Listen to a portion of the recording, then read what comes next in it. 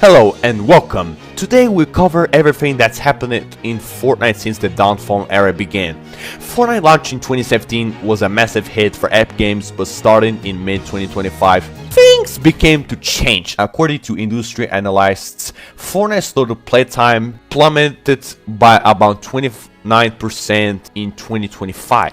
Even Epic CEO admitted the Fortnite engagement has been dropping. So what happened? Let's walk through it step by step. First, the major transition on November 29, 2025. Epic releases Chapter 7 Season 1. This was a brand new chapter with a fresh map called Golden Coast. The island was sunny coastlines, new points of interest. Along with the new map, we got new weapons, the heavy iron pump, shotgun, twin hammer, shotguns, others. Epic reintroduced classic vehicles and added new mechanics too. For example, you could deploy with a glider Storm Surf instead of a bus, and there was a new gadget called the Reboot Van that you could drive around after you were knocked out. They also give you the self-revive device, so if you were eliminated, you had a chance to revive yourself. All of this was intended to make gameplay more dynamic with high mobility and second chance survivals. However, players had mixed reactions. Some loved the fresh map and the idea of self-revive, others ran into bugs. For instance, the new glider sometimes had camera issues. More broadly, many felt the core battle didn't have much new in terms of objective. Still, Epic keeps up the seasonal events.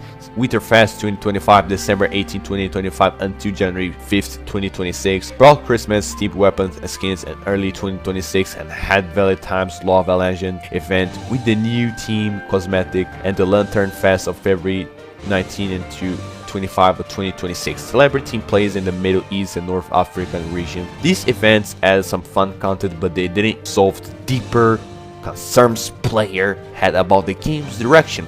As we moved into 2026, the news started getting serious. On March 10, 2026, Epic announced that they would raise the price of Vbucks. This angered many players. If Fortnite is losing players, why change more? 2 days later, on March 11, Epic announced that Save the World, the corporate PvE mode, won't become free to play on April 6th. That was a big deal for PvE fans. It meant anyone could join the mode without buying a pack. Epic framed it as a gift to the community. Then the March 19, 2026, Chapter 7 Season 2 launched, codenamed Showdown. This was a major turning point. They introduced a new team. The world has a split into Team Foundation versus Team Ice King. When you jumped into the game, you choose a side, and that choice affected your rewards all season. The big new gameplay mechanics was rivalries. Early in each match, the game assigns you a rival, which is another player, and if you eliminate them, you earn rival credits. Those credits can be spent on big perks, especially with machine. It turns every battle into a mini walkthrough mission. If you want the best loot, you have to track down the defeat your rival. For example, if your rival kills you and you get rebooted, they remain your rival automatically. Double the stakes. It was a novel system meant to spice up each match. Season 2 also added new places to the map, notably Sanctuary, the Foundation high-tech base, Fridge Fortress, the Ice King snowy castles were thrown into the map.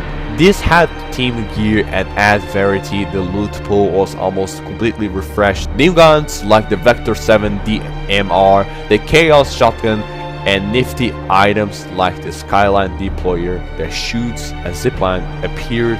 Several exotics were introduced. Ice King gauntlets, the Foundation 7 power gloves with dash and punch abilities, even a healing Slapperoni pizza through for slap effects. Epic was trying to reinvent the game's feel by giving players an arsenal of powerful new toys. Not everyone loved all these changes. Some competitive players enjoyed the fresh tactic, but casual fans felt overwhelmed. Complaints popped up about some new weapons being too strong and about little bugs in the new systems. But the game was undeniably different. The objective of the season was literally to defeat more rivals, which some players found fun and others found gimmickly. Meanwhile, on a related new mode called Arenas was about to launch in April. where 1v1, 2v2 mode where builds were allowed. This was aimed at the pro scene, although it launches after the initial wave. So all that had rolled out by mid-March. Then on March 24, 2026, Epic announced a bombshell: over 1,000 employees will be laid off, the largest round in the company history. In the internal memo, Twin Sweeney said plainly that Fortnite's engagement has fallen too much and costs were outpacing revenue. He specifically said that they were spending significantly more than we were making. Along with the layoffs came big decisions for the game's future. Epic said it will shut down 3 game modes: the hardcore shooting mode, Ballistic, basically a Counter-Strike clone, and the musical PvP mode Festival Battle Stage were to go offline on April 16, 2026. Rocket Racing, a track building racing mode, was slotted to end off in October 2026. Epic explained that they had built a lot of Fortnite modes and failed to build something awesome enough to attract and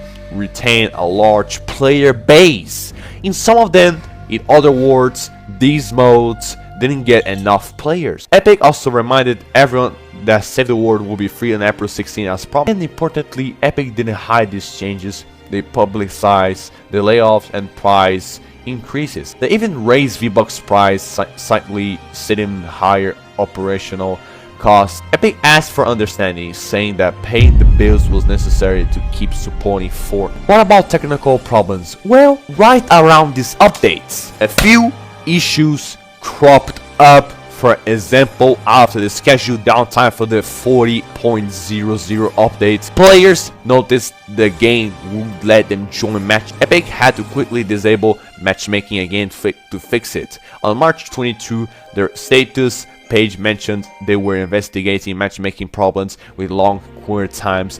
Those were mostly resolved quickly. Other bugs were more mundane, odd physics glitches, or exploits with new items, which players reported on Reddit. Epic tends to patch these, but some players felt fix took too long. Overall, no catastrophic outrageous injuries, but the community did get nervous with each big update. Speaking of the community, the reaction has been vocal. On Reddit and Twitter, you see threads like, "What is even happening? This is the worst season ever," or memes about buying more skins while players leave.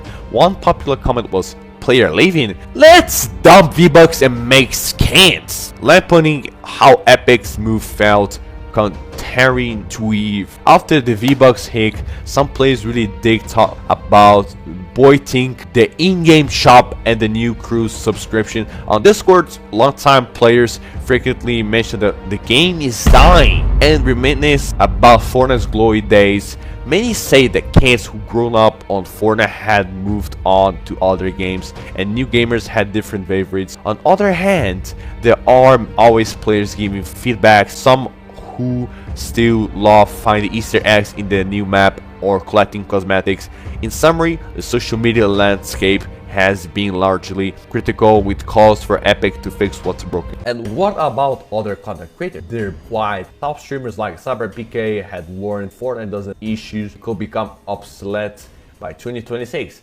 Others like Nick Mers or Tfue out balance problems or lack of clarity in update. Many creators echo the community's sentiments. We need the idea, not just skin. And this rivalry mode, it's cool, but it is too much. No one has staged a creator revolt. Viewership numbers for Fortnite had dropped overall. On the positive side, some were excited to see Save the World become a move that they might bring Lapsade back. In general, creators are urging Epic to focus on core gameplay and stability over hype. Now, the competitive scene, this is still alive. Epic confirms that FNTS 2026 will proceed with over $10 in prize, so pro players are still battling it out. The new additions like the arenas 1v1 given the pros. New additions like the arena of one, giving the pros fresh stuff. But analysts note something: Fortnite's peak esports audience long gone. Streams of FNCS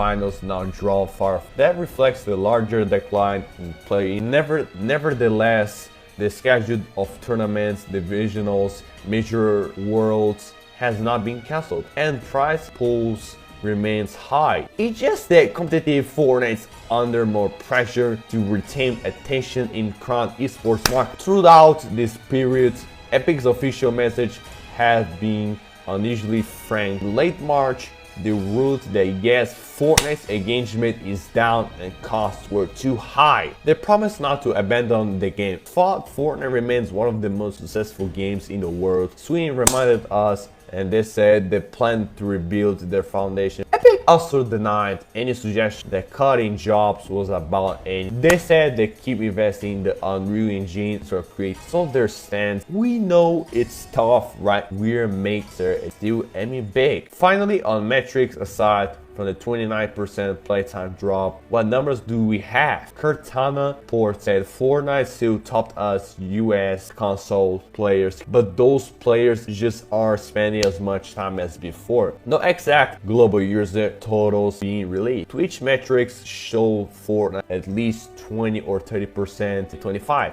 Also, Fortnite subscription likely through Epic sets, basically independent data, fewer hours player per user, but Epic internal data miles revenue is not public, so we must mark those on specific in competition. In addition, the prize pool huge, more than $10 million. But we don't know the exact viewership. Where data note on specific summary, 2025 Fortnite has pivoted climb. Epic has admitted challenge drastic measures, modes shutting down, layoffs, while still pushing out the new content. Several key players in game. The community has been vocal about the mix. We walked through the timeline of updates, major gameplay shift, technical incidents, player reaction, creator, competitive factors, and official Epic's evidence points to Fortnite in the road path. The evidence Fortnite in the road path. Shrinking engagement, but with a foundation still in place. The future depends on whatever Epic promised innovations late in reverse. Thank you for listening. Each claim here is backed by source on Fortnite's official channels and reputable gaming news as stated in the report. Like and subscribe for more content like this.